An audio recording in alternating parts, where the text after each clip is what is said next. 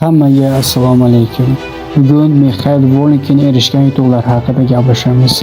Mixail Volynkin sport olamida tarix yozgan bodibildingchi. U 2012 va 2013 yillarda O'zbekiston chempioni bo'ldi. Milliy darajada ustun nomlarni qo'lga kiritdi. 2013 yilda Osiyo chempionatida birinchi o'rinni egalladi. Shuningdek, Jahon chempionatida ham birinchi o'rinni egalladi. Bu O'zbekiston tarixida birinchi Jahon chempionligida. 2014-yilda yana Jahon chempionatida birinchi o'rin olishga muvaffaq bo'ldi. 2018-yilda esa u Arnold Amateur Classic'da 600 sportchi orasidan umumiy g'olib bo'ldi. Bu yutuq unga IFBB professional nomini berishga yordam berdi.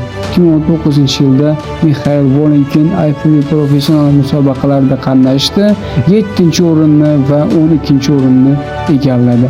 Umuman olganda Mixail Volynkin O'zbekistonda hech bir sportchi qilmagan natijani qayd etdi. Videoda kamchiliklar bo'lsa yoki ovozda qaysi joylarda adashgan bo'lsam, oldindan uzr. Yoqqan bo'lsa like bosib qo'yinglar va obuna bo'lishni esdan chiqarmang.